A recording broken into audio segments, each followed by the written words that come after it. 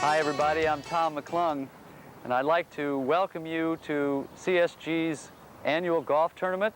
We hope all of you had a very good day in golfing, and now we look forward to having some fun for the remainder of the evening. I'd like to take just a minute to thank our golf tournament directors, Keith Moody, Bob Martinez, and Ken Kelt for all the work that they have done.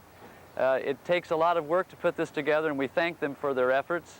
We hope this is a time when you've been able to get away from the stress of work and relax and enjoy one another's company. And we just hope that this has been a very good day for all of you. And now I'd like to turn it over to Bob Martinez. Thanks, Tom. Tom McClung was unfortunately unable to attend this year's function. He's at, well, actually he's on his way to Europe on vacation. You know, last year, if we were told that it was going to be this much work planning this year's tournament, I don't think Ken and I would have cheated as much as we did last year. Unfortunately, we did cheat. We are here planning the tournament today, and from the beads of sweat, you can tell this is a lot of work. Let's see.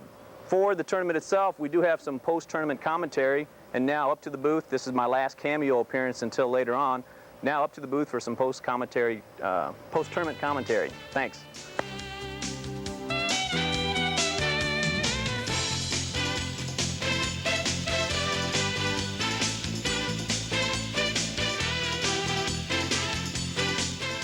Hi everybody, I'm Keith Moody, and I'm joined here today by my colleague and good friend Ken Kelt here at the CSG booth overlooking beautiful hole number 1 at Eagle Run. Ken, speaking of hole number 1, today really seemed to be giving a lot of people fits out there. Yeah, you're right, Keith. Hole number 1 is a very difficult hole. First of all, you got the creek in front of the tee shot, and you know water does seem to be a magnet to golf balls. Sure. Plus, there's a large calorie gathered up on hole number 1. A lot of people getting around the first tee, which adds to the excitement and jitters.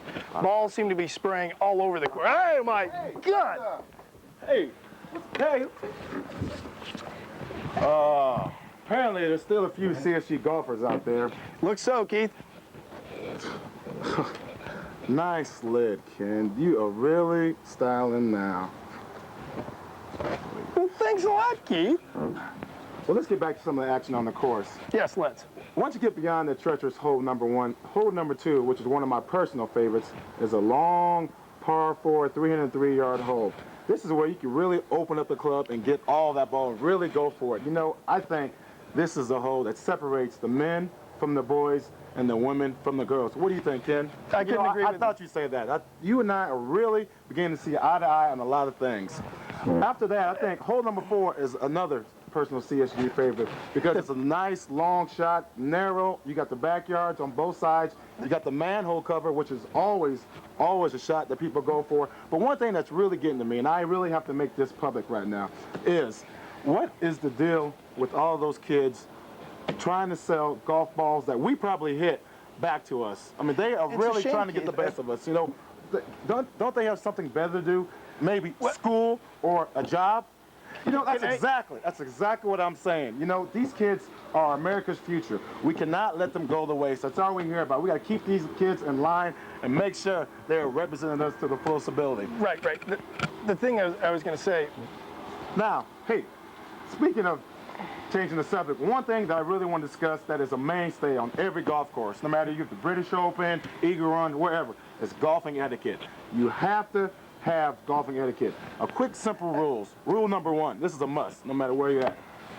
Make sure if you cannot play the game, at least you dress like you can play the game, okay? You don't know how well that will fool people. I mean, take this attire for a matter of fact. People look at me and can tell I can play the game. You can come out with the visor, you come out with the plaid shorts, you come out with the styling golf shoes. Speaking of golf shoes, look at these styling golf shoes.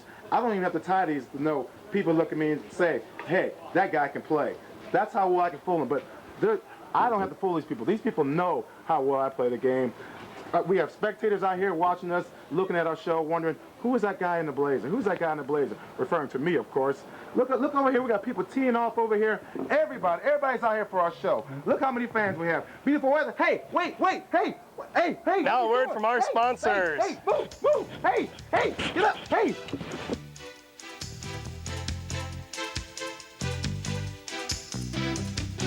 You know, hitting a windshield at 30 miles per hour is a lot like this. I'd give you a 10, my friend, but you didn't keep your legs together.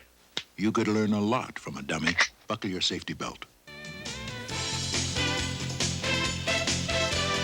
Well, welcome back to the Keith Moody Show. I'm Ken Kelt. I guess the last hole we're going to finish up on is number 9, better known as the Tom Free finishing hole. For those of you who don't know what that means, I really suggest you go up and talk to Tom about that one. Anyway, hole number 9 is a real tough driving hole. It's a tough par 4. Wouldn't you agree, Keith? Yeah, I thought so. You know, you got the big gallery there waiting at number 9. It's really a pressure-packed wedge into the green. You might hit a few people. Wouldn't you agree, Keith? Yeah, I thought so. Well, anyway, this wraps up our coverage here today at Eagle Run. We're going to go back to the scorecard while everybody should enjoy their dinner, and we're going to have a few coverages or highlights from today's activity. Hope you enjoy your meal. Thank you.